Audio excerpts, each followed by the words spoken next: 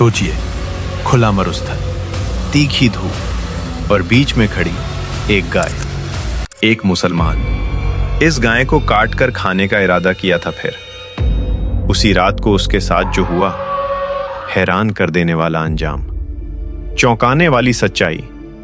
पूरा जानने के लिए वीडियो स्किप मत करना। यह मरुस्थल साधारण नहीं था। यहाँ की धूप केवल जलाती नहीं थी, विचारों को भी सुखा देती थी। जब हवा चलती तो केवल रेत नहीं, स्मृतियां भी उड़ा ले जाती। इस स्थान पर लोग अधिक देर नहीं रुकते, क्योंकि यहाँ की निस्तब्धता प्रश्न करती है। और उसी निस्तब्धता के बीच खड़ी थी वह गाय, पूर्णतः अकेली, मानो किसी की प्रतीक्षा कर रही हो। न कोई घास, न जल, फिर भी उसके मुख पर न व्याकुलता न घबराहट, केवल एक स्थिरता। सामने 7 व्यक्ति, हाथों में रस्सियां और एक ही उद्देश्य, उस गाय को झुकाना। वे लोग दूर से हंसते हुए आए थे। उनके लिए यह केवल एक कार्य था, एक दायित्व या शायद एक परीक्षा। किसी ने कहा, हम 7 हैं और सामने एक गाय। किसी ने कहा, इसमें कठिनाई क्या है? पर मरुस्थल कभी उत्तर सीधे नहीं देता। पर जो हुआ वह किसी ने नहीं सोचा था।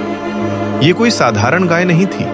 उसकी आंखों में एक विचित्र शांति थी, वैसी शांति जो शिकार में नहीं होती, वैसी शांति जो केवल विश्वास से आती है। मानो वह जानती हो मनुष्य क्या करने जा रहा है, और संभवतः उसका उत्तर भी निश्चित था। मरुस्थल का वह भाग जहां दूर दूर तक केवल रेत थी, न कोई बस्ती पास, न कोई ध्वनि, केवल हवा और एक अनजाना भार। वह भार जो वक्ष पर बैठ जाता है बिना स्पर्श किए। उन 7 का मानना था, ये तो केवल एक पशु है। 7 मनुष्य मिलकर किसी भी वस्तु को हिला सकते हैं। उन्हें लगा यह मुकाबला शक्ति का होगा। मोटी रस्सियां निकाली गईं, गाय के चारों ओर बांधी गईं। रस्सी खींचने से पहले एक क्षण के लिए गाय ने सिर उठाया। उस क्षण हवा थम सी गई, मानो मरुस्थल भी देखना चाहता हो आगे क्या होता है। एक साथ पूरा बल लगाया गया। रेत उड़ी, पैर धंस गए, लेकिन गाय एक अंगुल भी नहीं हिली, मानो धरती का ही अंश हो। कुछ क्षणों के लिए किसी ने श्वास लेना भूल गया। तभी उन्होंने अनुभव किया, हवा अचानक तीव्र हो गई, मानो कोई असंतुष्ट हो। और तभी किसी की दृष्टि पड़ी गाय की मांग पर, लाल तीव्र सिंदूर। सिंदूर मरुस्थल के मध्य? किसी ने धीरे से कहा, यह शुभ चिन्ह होता है। दूसरा बोला, या फिर चेतावनी। इस बार और अधिक बल लगाया गया।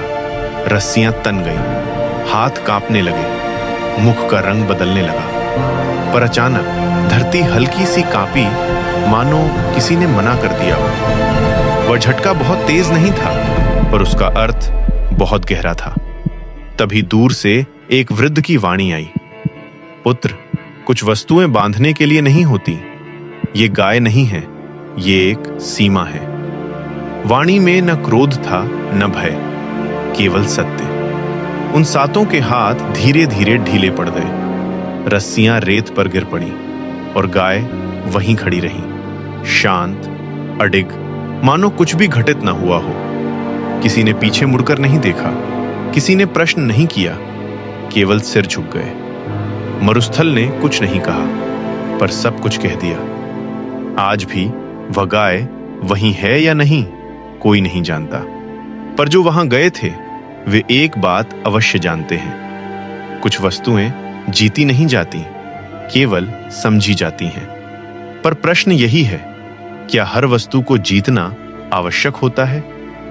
गाय वहीं खड़ी रही, पर जो हिल चुका था वह था मनुष्य का मस्तिष्क। वे 7 व्यक्ति मरुस्थल छोड़ गए, पर मरुस्थल उनके साथ चल पड़ा। कदम चल रहे थे, पर संवाद थम चुके थे।